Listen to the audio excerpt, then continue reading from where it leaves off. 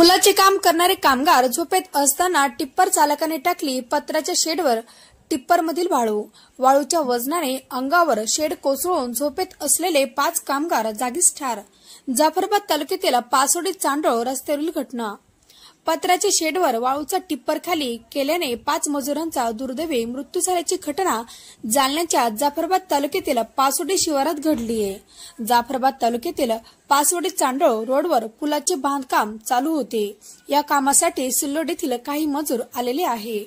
यावेळी काल दिवसभर पुलाचे काम करून रात्री विसावा घेण्यासाठी त्यांनी पत्र्याचे शेड केले होते।